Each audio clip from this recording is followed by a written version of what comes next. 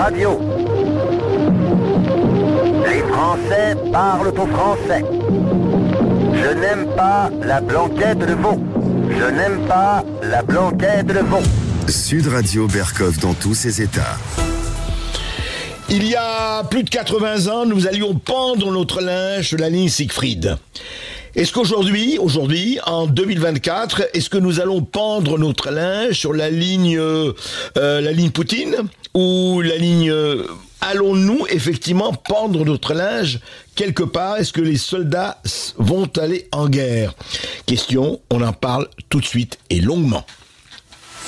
Sud Radio Berkov dans tous ses états, le fait du jour. Quel linge?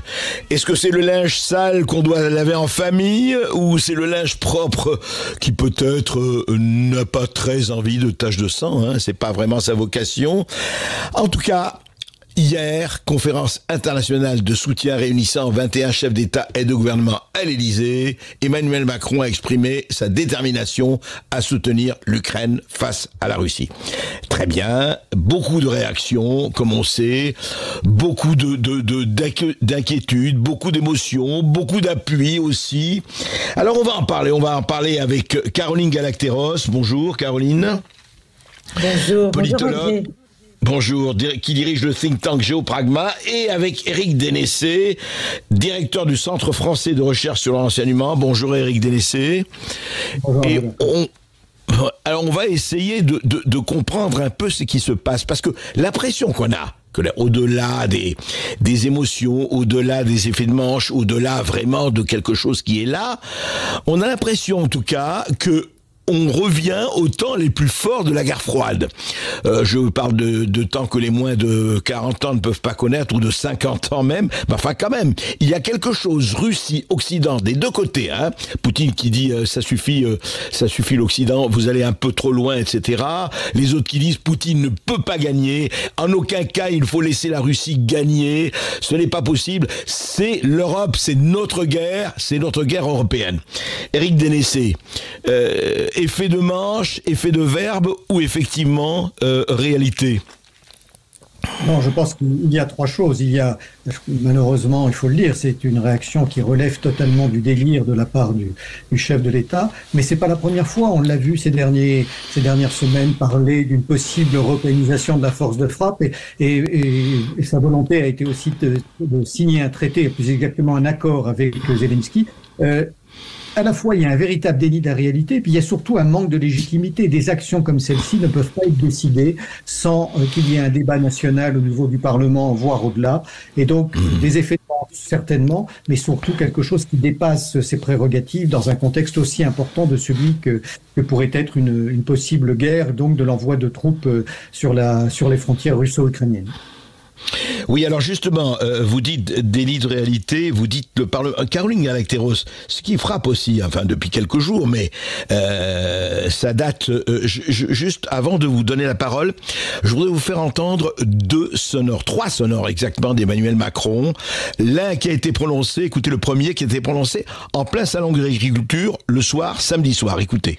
Et qu'on doit aujourd'hui renforcer notre posture, donner de la visibilité, nous réengager encore davantage, mais aussi comment crédibiliser le fait que la Russie ne peut pas gagner en Ukraine, mais que maintenant elle a décidé de nous attaquer nous-mêmes. Et donc on doit accepter aussi de mener des actions nouvelles, c'est ça dont on va parler lundi. Alors, tout de suite après, donc lundi soir, justement, on va parler de ça lundi, disait Emmanuel Macron, et bien lundi c'était hier, et bien il y avait la réunion, et voici, dans son allocution d'introduction, voici ce qu'a dit Emmanuel Macron, entre autres. Sur la première question, tout a été évoqué ce soir, de manière très libre et directe. Il n'y a pas de consensus aujourd'hui pour envoyer de manière officielle, assumée et endossée des troupes au sol, mais en dynamique, rien ne doit être exclu. Nous ferons tout ce qu'il faut pour que la Russie ne puisse pas gagner cette guerre. Et en parallèle, j'ai pu noter qu'à peu près tous les pays représentés autour de cette table ont pu dire à travers la voix de leurs dirigeants ou de leurs ministres ou d'éminentes personnalités, comme d'ailleurs beaucoup des organisations internationales auxquelles nous prenons part, ont pu dire que le consensus, l'analyse collective était que d'ici à quelques années, il fallait s'apprêter à ce que la Russie attaque les 10 pays. Et donc, très clairement, la lucidité est là, et le constat collectif est que, au fond, notre sécurité à tous est aujourd'hui en jeu. Voilà, c'est dit de façon très claire.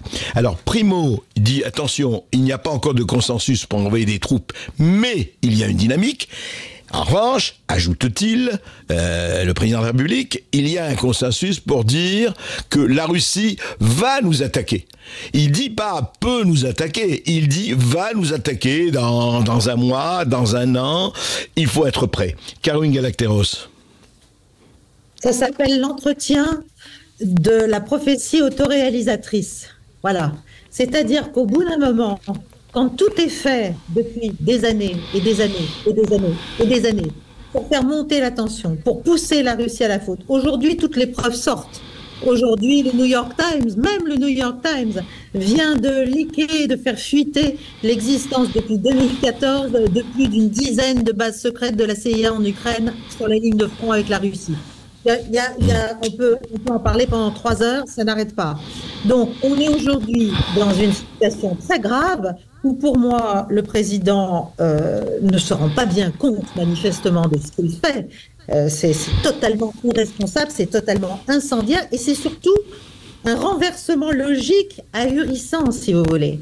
Parce qu'il dit, on ne peut pas permettre, et on ne va pas permettre, et on va faire tout ce qu'il faut pour ne pas permettre que la Russie gagne.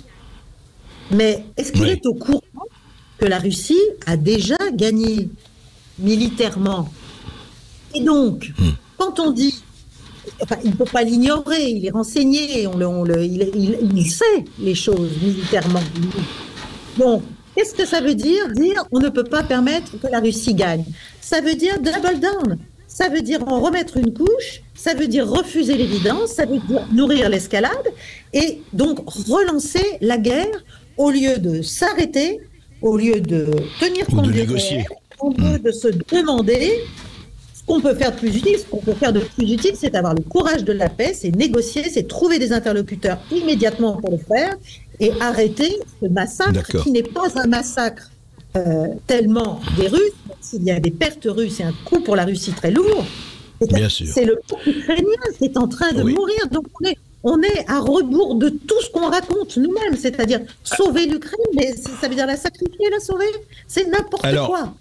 Alors justement, ce n'importe quoi que vous dénoncez, Caroline Galacteros, Éric Dénessé, il y a quelque chose d'étonnant parce que tout de suite après, il y a eu le Premier ministre néerlandais Mark Rutte a assuré que cette question de l'envoi de troupes au sol n'a jamais été à l'ordre du jour. Il le dit, Mark Rutte. Beaucoup de gens qui disent jamais étaient les mêmes qui disaient jamais des tanks, etc. Dit Emmanuel Macron. Mais enfin, l'envoi de troupes occidentales en Ukraine n'est pas du tout avec l'actualité pour l'instant. A tenu à préciser le Premier ministre suédois qui vient d'entrer à l'OTAN, enfin qui est Kristersson. Alors, qu'est-ce qui se passe? Est-ce que c'est, encore une fois, je remets la question, est-ce que Emmanuel Macron lance comme ça je ne sais pas si on peut appeler des boulets ou des cocktails Molotov? Est-ce que c'est pour, effectivement, parce qu'on l'a dit, j'inventorie un tout petit peu, on a dit, oui, les gens sont très... Il y a tout ce côté, je voudrais que vous réagissiez là-dessus, tout ce côté des multinationales, notamment, surtout américaines, qui ont acheté les 2/3 ou la moitié des terres ukrainiennes et qui les développent et on sait ce qui se passe avec l'agriculture ukrainienne et les poulets.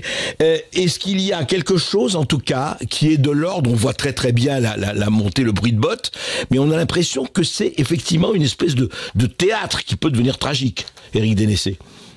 Oui, c'est tout à fait le mot. C'est ubuesque. On a là une commedia dell'arte qui est en train de se mettre en place avec alors, généralement, en tant qu'analyste, je ne m'engage pas sur les questions politiques, mais avec Macron qui croit à ses délires.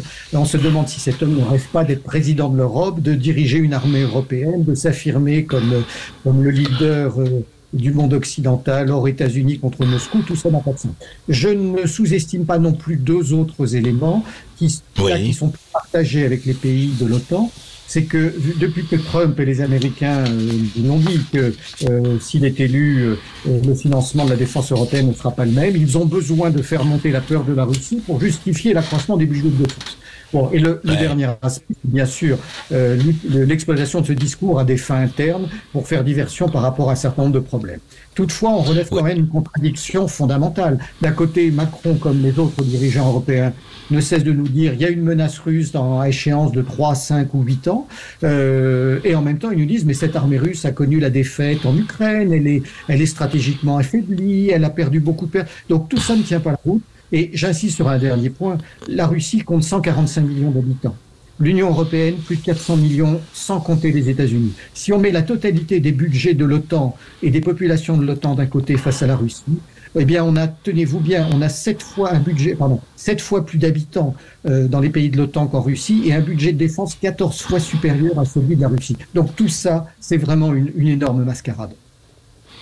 Oui, c'est-à-dire que on ne voit pas. D'ailleurs, c'est très intéressant de voir que les Américains, là, depuis quelques jours, sont en tout cas un peu hors de ça. Pas Biden, bien sûr, qui continue à demander au Congrès ses 60 milliards ou plus, mais pour le reste, les Américains, on a l'impression vraiment. Alors, vous allez me corriger si je me trompe, que tout se passe comme si les Américains disent aux Européens allez-y, foncez, allez sur la ligne de front, pendre votre linge, et puis nous. Écoutez, on va regarder un peu ce qui se passe et on va regarder. Caroline Galacteros.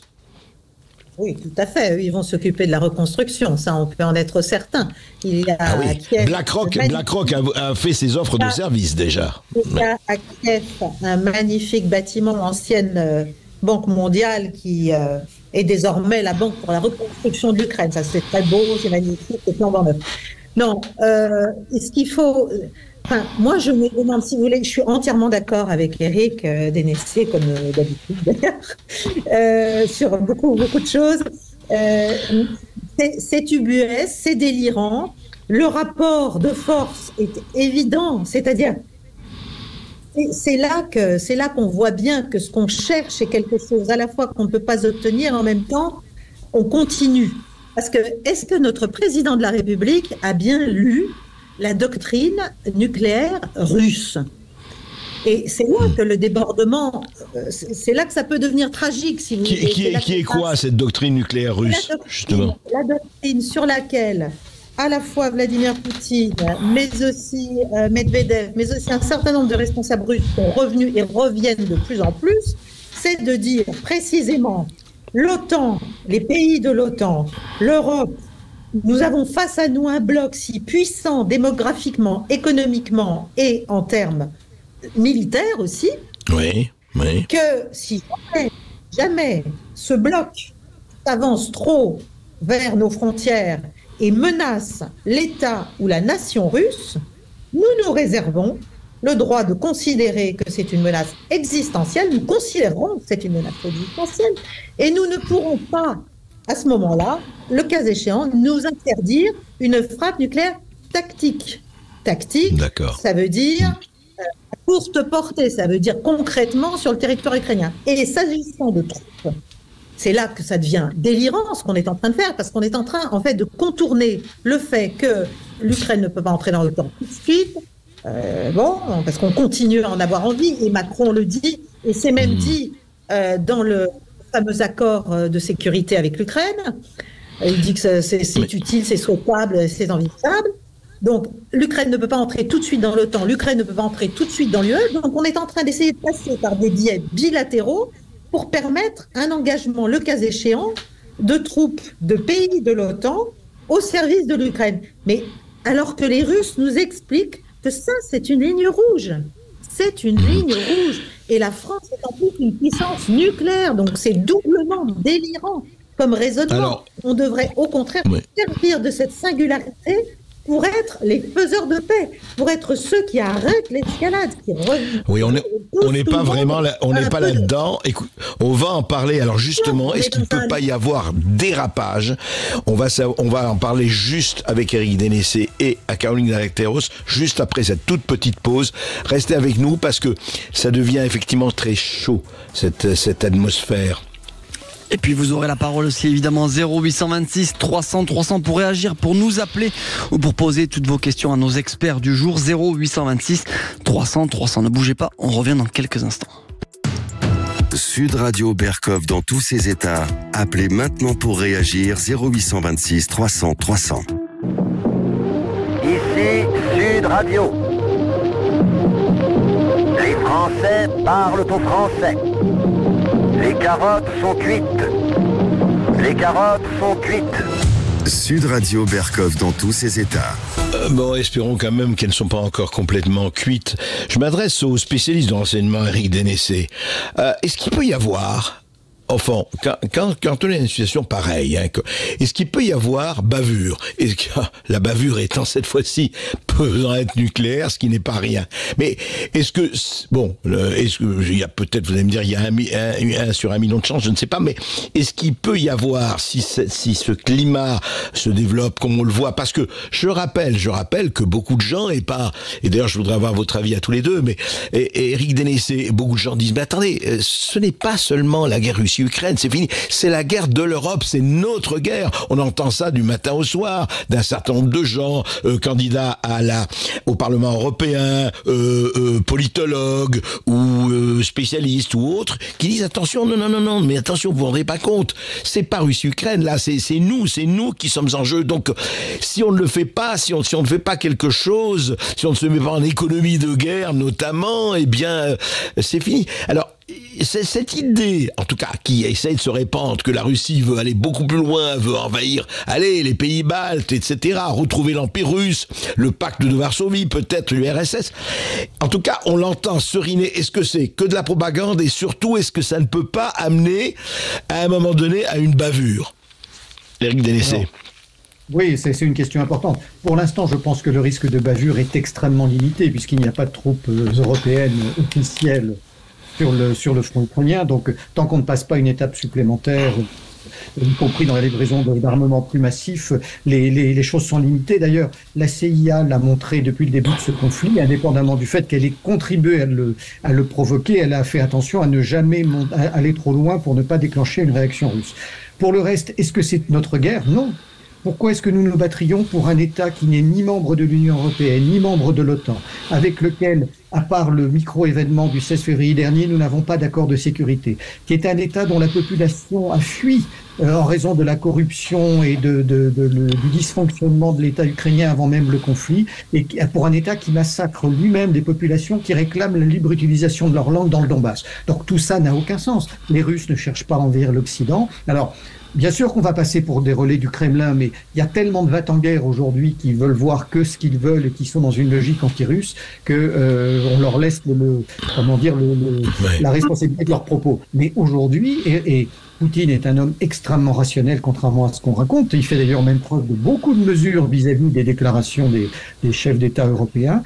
Il a, asséné haut et fort ce qui étaient ses objectifs, pas d'extension. Donc je crois que là, on se berce d'illusions qu'on a créées nous-mêmes pour des objectifs politiques différents de ceux de la simple guerre en Ukraine. Caroline Galacteros, vos sentiments là-dessus, sur cette espèce de clivage, de ligne de clivage qui devient de plus en plus forte. Je parle même franco-française pour ne pas parler des autres pays européens. Mais tout cela est créé, tout cela est le fruit d'une propagande terrifiante qui vive à structurer une hostilité durable, lourde, au cœur finalement de ce que devrait être une immense Europe de l'Atlantique à l'Oural, comme certains l'appelaient de leur vœu. Oui, un certain De Gaulle entre autres. Oui. Voilà, entre l'Union européenne, l'Europe occidentale, si vous voulez, et cette puissance eurasiatique, mais très européenne, qui était la Russie, et qui a longtemps essayé de se rapprocher de l'Europe. Et ça, c'est un problème essentiellement pour les États-Unis, dont ils se sont chargés de rendre ils se sont chargés de rendre cette réunion impossible. Et ça fait 30 ans que ça dure.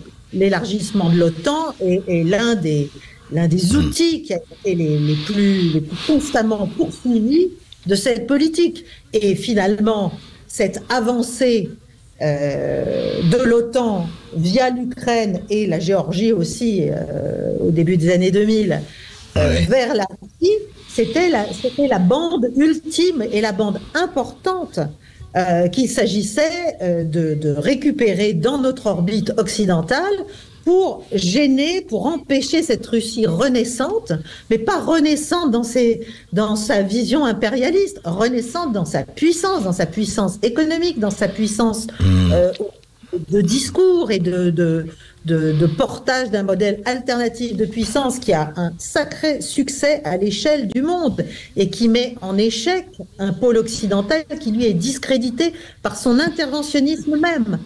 Donc, c'est dans tout ça que se situe ce problème. Mais la question n'est pas que la Russie menace, c'est totalement ridicule. La Russie menace les pays baltes ou la Pologne. Elle ne veut pas entrer en guerre contre l'OTAN. C'est tout ce qu'elle ne souhaite pas. Nous, en revanche, on n'hésite pas à faire des pas les uns après les autres qui nous rapprochent de ce que j'appelle moi cette prophétie autoréalisatrice. Donc il y a un moment où ça va devenir effectivement très très chaud. Si on a des soldats en uniforme qui ne soient pas sous uniforme ukrainien, parce qu'il y en a déjà, ils sont sous uniforme ukrainien.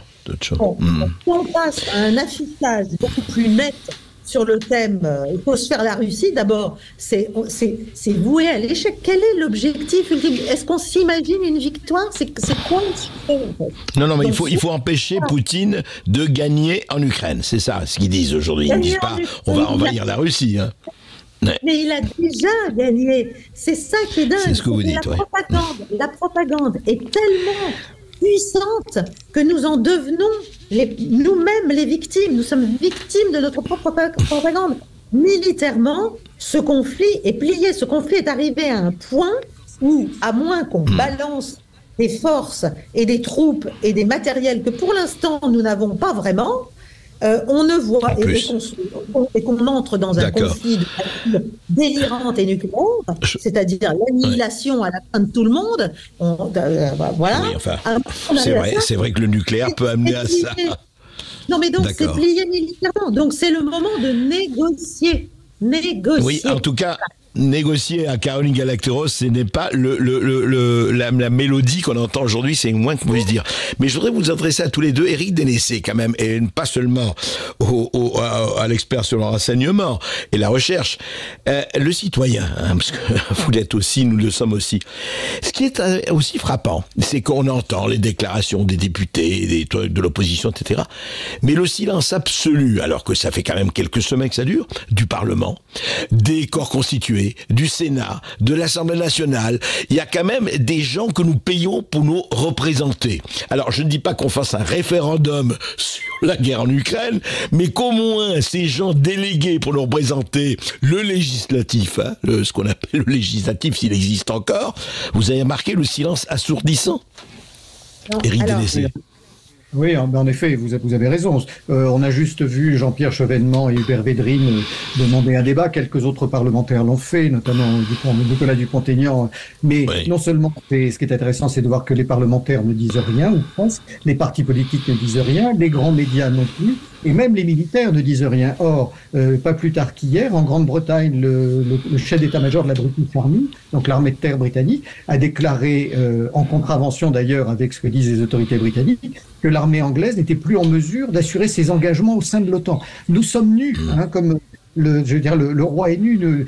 Nous parlons de belligérance et nous n'avons quasiment pas de troupes ni de matériel à envoyer. Et je dirais que quelle que soit la grande qualité de nos forces, parachutistes, chasseurs alpins, troupes de montagne, toutes les unités dont nous disposons, elles ne sont pas du tout préparées à une guerre de haute intensité en Europe de l'Est. Donc tout ça est une vaste fumisterie. Tout à fait. Et oui, je rappelle simplement, parce que mon équipe me faisait remarquer qu'il y a eu effectivement plusieurs réactions d'hommes politiques, mais le Parlement en tant que tel aurait pu être saisi déjà. Il ne l'est pas du tout. Caroline Galacteros. Alors, il faut saluer l'initiative d'un seul, à ce jour, sénateur, le sénateur Alain Houpert, qui a osé porter plainte et initier une procédure devant le Conseil d'État qui, pour l'instant, n'a pas encore réagi. Bon, donc, mais c'est gravissime qu'effectivement, il n'y ait pas un sens de la responsabilité plus développé chez les représentants qui sont quand même censés nous représenter, n'est-ce pas? Donc, on a un problème là aussi de déconnexion du réel de notre corps législatif et donc de ce qui est théoriquement le lien entre la population souveraine, le peuple souverain et ses représentants, et l'idée de faire une guerre. Deuxièmement, on a une constitution, il y a des articles quand même dans cette constitution, notamment l'article 35 qui traite de l'intervention des droits et des devoirs du Parlement en cas de guerre, en cas de déclaration de guerre. Mais vous avez remarqué qu'on ne fait pas de traité, on fait un accord de coopération, de sécurité entre la France et il n'y a pas de déclaration de guerre, absolument. Pas la guerre. Garde bien de se mettre en situation de voir. Néanmoins, l'argent qui est promis dans le cadre de cet accord de sécurité sera prélevé sur les deniers publics et peut-être même à la LPM. Et à ce titre, le Parlement doit être de toute façon consulté. Donc moi, je pense qu'il est vraiment très urgent maintenant de retomber sur terre. Eric a dit que c'était une vaste fumisterie, mais le problème, c'est qu'on est prisonnier de nos utopies. On est prisonnier de cette espèce de fuite en avant, de martialité déclarative. Et effectivement, on n'a pas les premiers moyens de roi élu, et pas que le roi français, le roi de l'Europe, le roi OTAN, et même l'Amérique d'ailleurs à certains égards. Donc on n'est pas capable de faire cette guerre à supposer qu'elle soit légitime, utile, souhaitable, etc. C'est délirant d'un bout à l'autre. Donc il faut sortir du délire. Il faut effectivement qu'on ait enfin quelques députés et sénateurs qui fassent leur job et qui aillent représenter, à mon avis, les Français qui n'ont aucune envie et qui comprennent bien qu'il y a suffisamment de bon sens pour comprendre que ça n'a aucun intérêt, ni même on n'a aucune raison de se lancer dans un tel affrontement en mettant des troupes au sol.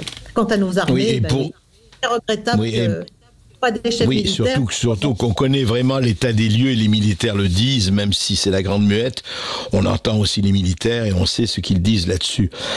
En fait, écoutez, moi ce que je souhaite, c'est que vous ayez tout à fait raison et que ce soit un théâtre, non pas un théâtre d'ombre, mais un théâtre où des gens essayent de se placer.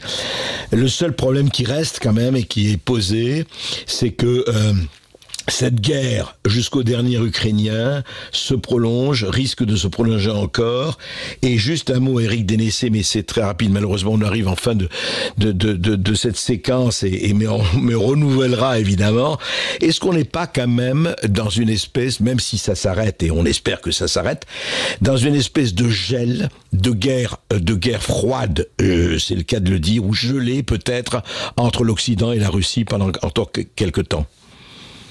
Si, bien sûr, on y revient. Et d'ailleurs, je suis assez surpris de voir les articles qui se multiplient ces derniers jours sur les journalistes qui auraient servi d'espions, d'agents d'influence à Moscou pendant la guerre froide. Ce sont des histoires qu'en réalité, nous connaissons très bien dans le renseignement depuis longtemps. Pourquoi sortent-elles en ce moment? Est-ce qu'on n'essaie pas, à un certain niveau, de créer un amalgame entre ce qu'a été l'URSS, que nous avons combattu pendant la guerre froide, et puis ce qu'est la Russie aujourd'hui, alors que ce sont en fait deux entités totalement différentes qu'on cherche à assimiler pour créer un fossé irréconciliable entre les deux parties de l'Europe. Ouais. Juste un dernier mot, Caroline Galacteros. Oui, je suis entièrement d'accord.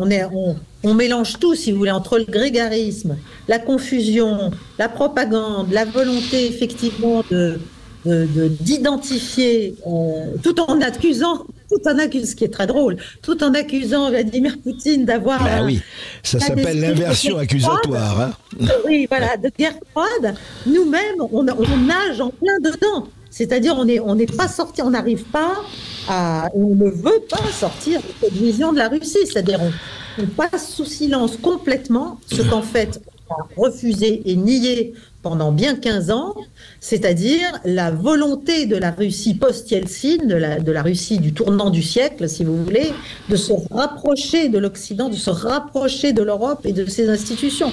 Et là, on ne l'a pas voulu, on l'a dégoûté de toutes ces idées, prétentions, souhaits, désirs, efforts, et cette tension, elle a été montée, elle a été structurée. Certes, et maintenant, on a dit.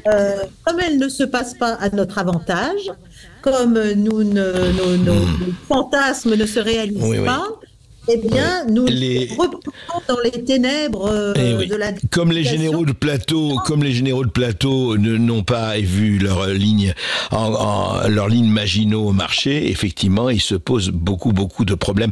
En tout cas, merci à vous deux d'avoir éclairci, en tout cas, la situation. Elle me paraît assez claire et je pense qu'elle paraîtra assez claire à tous nos éditeurs. Merci Éric Dénessé d'avoir été avec nous. Je rappelle, vous êtes directeur du Centre français de recherche sur le renseignement, et merci à vous Caroline Galacteros, politologue, docteur en sciences politiques, et vous dirigez le think tank Géopragma. On marque une courte pause sur Sud Radio, on va revenir avec les pères, les huées, les bravos d'André Berkoff. Ne bougez pas, on revient dans un instant. Sud Radio Berkoff dans tous ses états, midi 14h. André Berkoff.